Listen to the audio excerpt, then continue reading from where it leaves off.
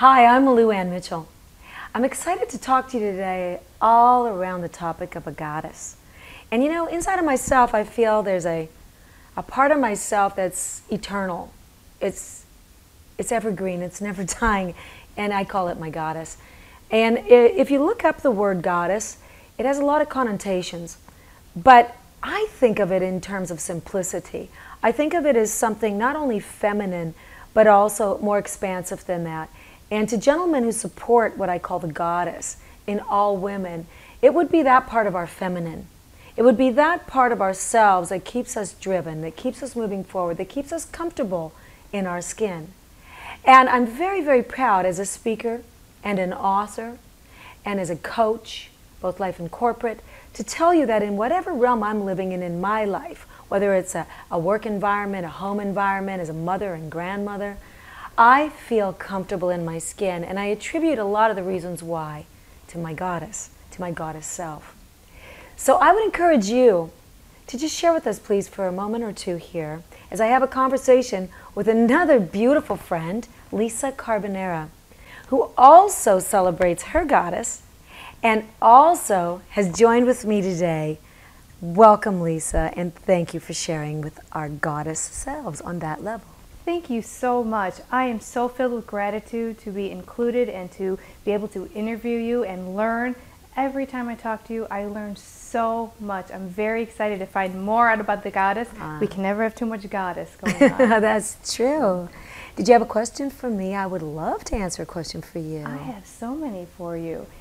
Regarding, I hear you speak about goddess a lot. What exactly does it mean to feel your goddess? What does it mean for you? I have to tell you that it's a kind of a tingly feeling. When I think of my goddess, I truly feel almost like a magical feeling. Because the word goddess to me is something that keeps me connected with my spirit side.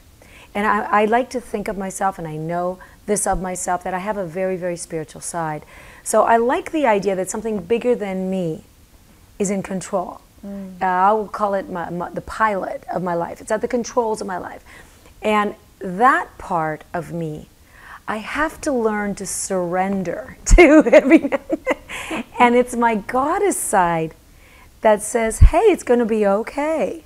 Sometimes when that human side of me, and not that I'm doing separate camps here, because I have to unify the two, says, oh my gosh, what am I going to do? This child needs this. Or, you know, I have a little grandson now. I was like, oh my gosh, what's the role of a grandmother? How do you do that? People see me and they'll say, hey, Lou Ann, and I want to be there for them, and I want to be there for myself. But when I get confronted in this life, whether it's financially, personally, as a woman, going forward with my authentic self, Lisa, and to our listeners, I'd like to really encourage you to think closely for one moment of your authentic self. Because we can veer away from being our authentic self sometimes, Lisa, because of what we might think others expect of us, or what we've been told we are. And we become something for someone else, or to appear a certain way. You know, back in the 80s, and I'm going to take you there, people talked of dressing for success. And they had the little Victoria ties. And the girls went to work, and they were like little men, little robotic men. And it was big, and you know, the shoulder pads were like big like this, and it was like whatever. And it was the look, but it was dress for success, right? Big hair. You know, I can do my hair big like Farrah Fawcett. I'll bet you can too. Yes, I do have experience in that area. But it was the dress for success, and it had a certain look. Now, I say the dress for success is connecting with our spiritual selves. I call it that goddess side that allows me to give up control, to not just have to be always, you know, holding the reins tightly on my life, but understanding that something bigger than me can be the pilot, and I can be the co-pilot and relax, chill, and be happy and comfortable in my skin. And it's why I feel so good. And we're sitting here in our blue jeans. I have on a sweatshirt. You're wearing this lovely blouse that looks so pretty with the heart and the crown, like a goddess self. And we can be comfortable. Some others would say, oh my gosh, oh, I'm going to be filming a goddess. You know, I should be wearing, what, Victoria look.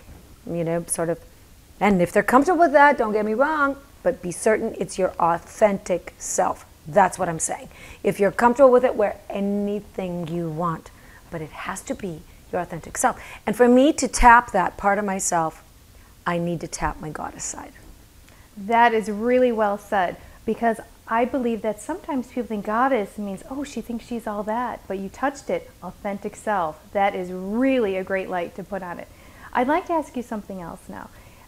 For example, if a woman came up to you and maybe she has some low self-esteem, or I don't really even want to label it, but she's not feeling that she even has a goddess, even her authentic self, do you have any suggestions on how maybe she could discover it or where to start?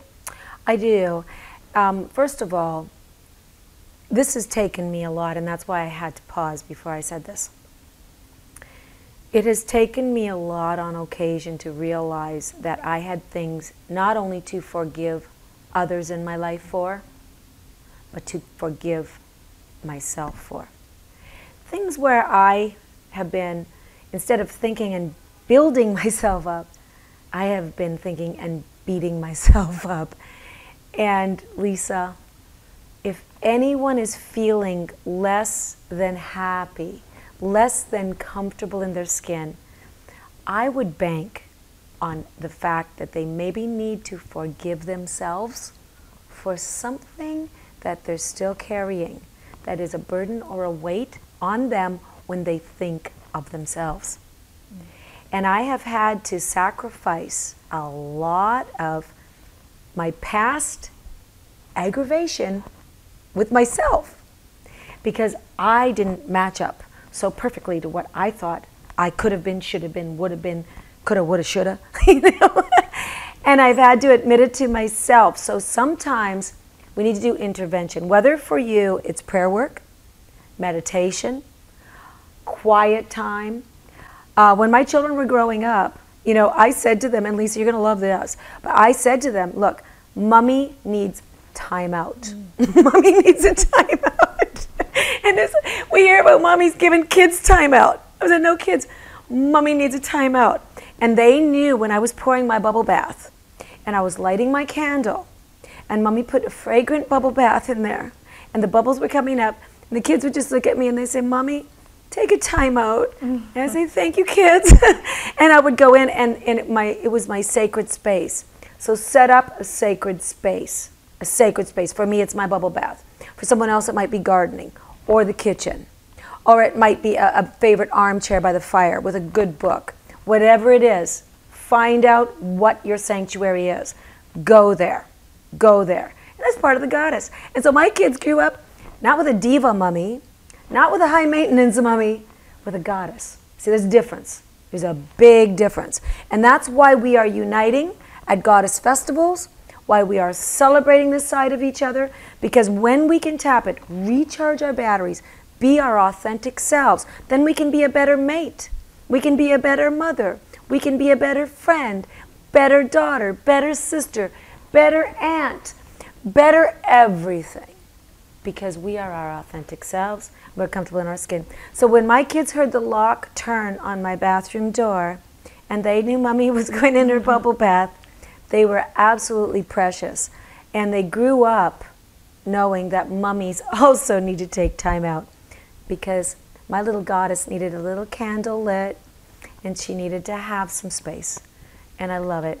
So that's the goddess side, and I'm so glad that you've tuned in, and thank you for those beautiful questions, Lisa. You're welcome. And do you feel your goddess coming alive? I absolutely do, more and more every day when I spend time with mentors such as yourself. My life has changed in the last couple of years, and I want to thank you for that. I want to thank you for you and your friendship. I really appreciate this time with you. Thank you, Lisa. God bless. You're welcome. God bless you too. Appreciate it so much. Luann is committed to helping others grow and manifest their own inner greatness every day in every way. Like her at facebook.com/Luann Mitchell. Follow her at twitter.com/TheLuannMitchell. Mitchell, and subscribe to her videos at youtube.com/TheLuannMitchell. And visit her at TheLuannMitchell.com.